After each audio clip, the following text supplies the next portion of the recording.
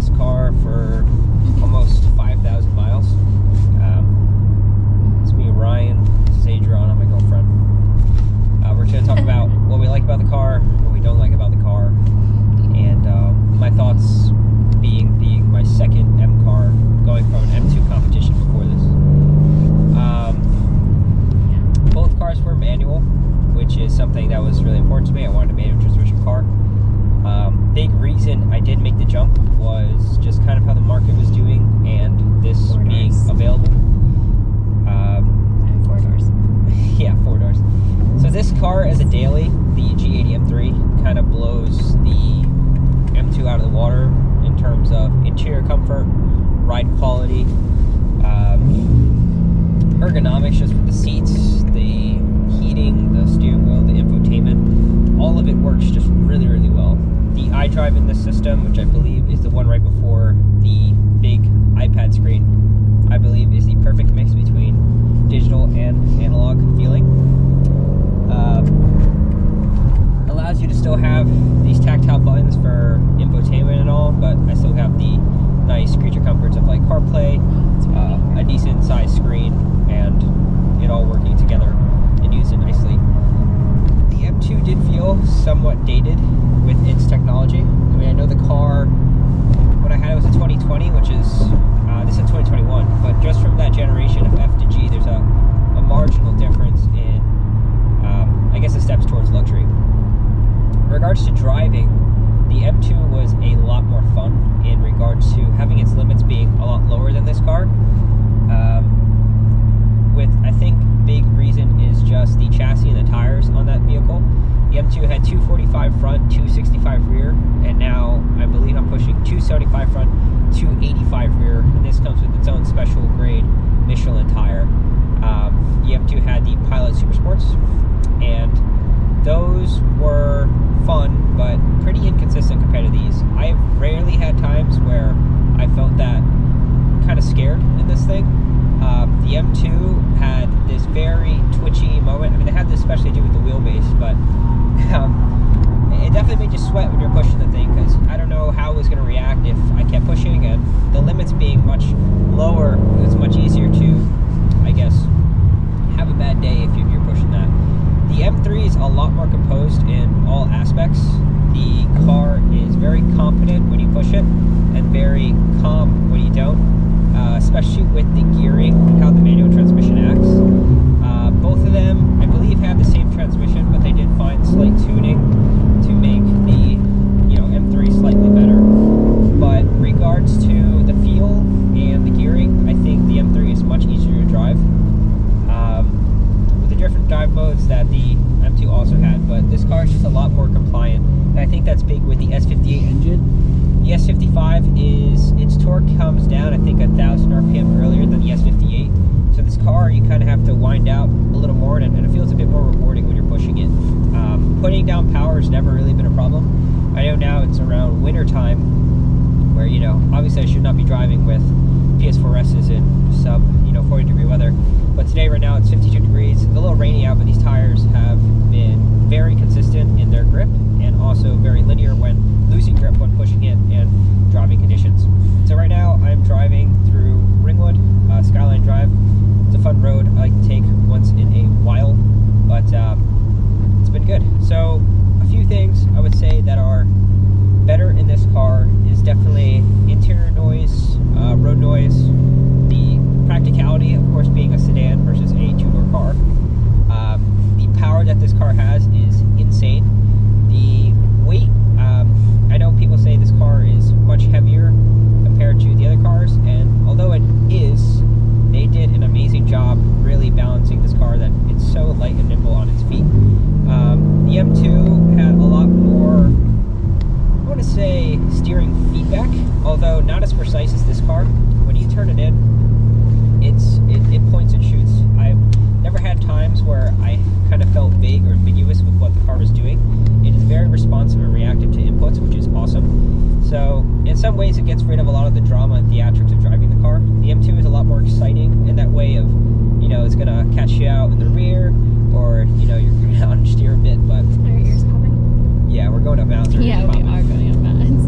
But the limits of this vehicle which is good and bad, because if you do want to have fun in this car, you kind of got to do even more stupid stuff than you were in the M2. But I'm very excited to bring this to autocross or track day to kind of wind it out.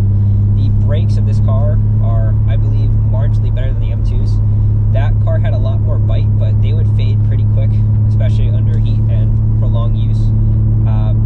I mean, I've only done a couple tailgate runs or canyon runs with this thing, and it's never skipped a beat. Although it's not as bitey, it's more linear and progressive, which makes it just feel more natural and in a more motorsports application. So all my inputs are a lot more smoother and consistent when driving harder. But as for looks, I do love both the cars' looks. Kind of the reason why I went with the MT competition first was I thought it was just so beautiful, so elegant. Coming to see this car being Alpine white on black, I just fell in love. I think the car's front really grew on me. It's super aggressive. Its road presence is really something, and I do get a lot of, you know, either compliments or not compliments on how the car looks, but I do love how different it is, and the way it drives is really spectacular. Regards to having a car that does everything, with this being my daily as well as the M2, I've had no complaints really with its comfort, ride quality, driving, and mileage. I'm eking about around 20 to 21 miles per gallon based on how I drive.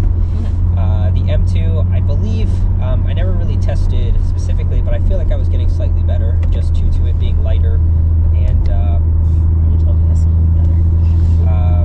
It could be different, but I'm not sure. I think the ratings are pretty similar, but this car being heavier, and I've been tending to drive it a bit harder since I just got it, just experience it hasn't been pushing those numbers. But this fuel tank is a lot bigger. I believe it's around 15 gallons or 13 gallons. The M2's was around 10, which was a joke, so I'm constantly filling up gas in that car.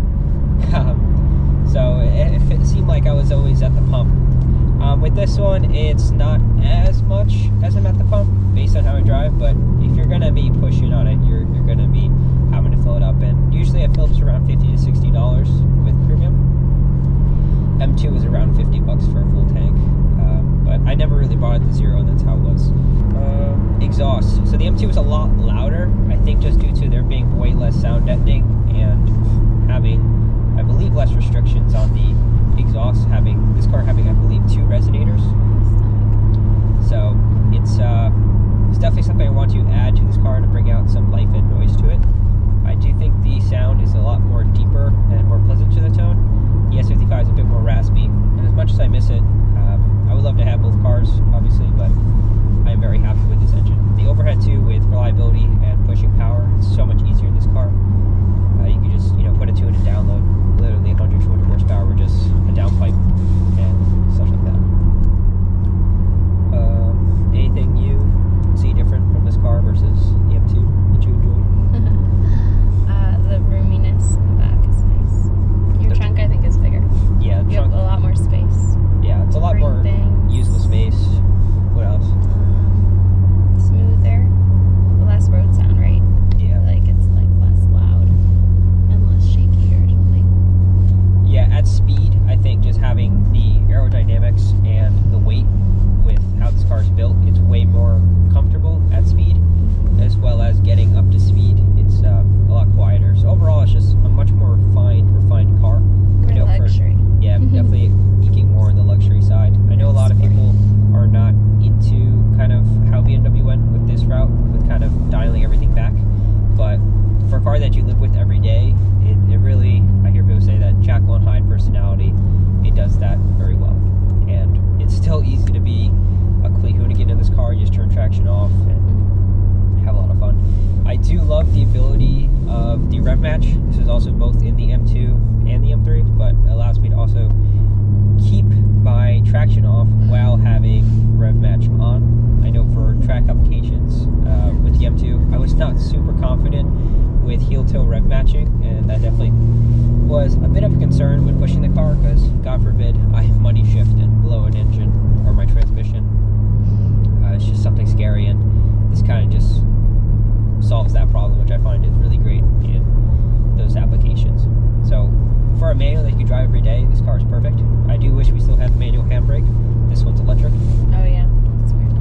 But livability wise and everything, it's fantastic. The speakers also in this car are so nice. Definitely a big upgrade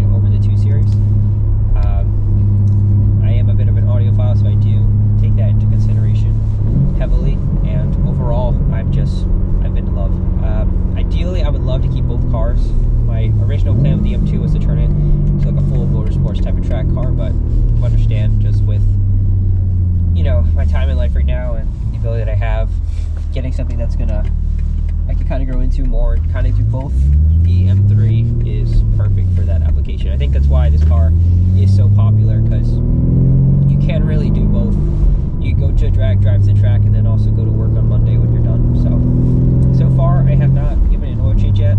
I do have the service plan with BMW since I got it used, but I still had it since it's a relatively new vehicle. So I'm going to try to get that done. But overall, those are just some of my thoughts. I'd like to know what you guys think. I have a lot of friends thinking that I made a mistake getting this car, but I think once you really just understand the ethos and livability of having this car, it does really make sense. I do plan on getting another M3 in the future. There's so many. I do love the E92, E46, E36, E30. You really can't go wrong with either. But realistically, I'm gonna have to figure out which one I want and what I'll go through. But still having the last M car with the manual, I think, is super awesome. And being able to experience it now with all the modern amenities and creature comforts, I think it's really the perfect mesh of both worlds. So that is kind of my review with the car.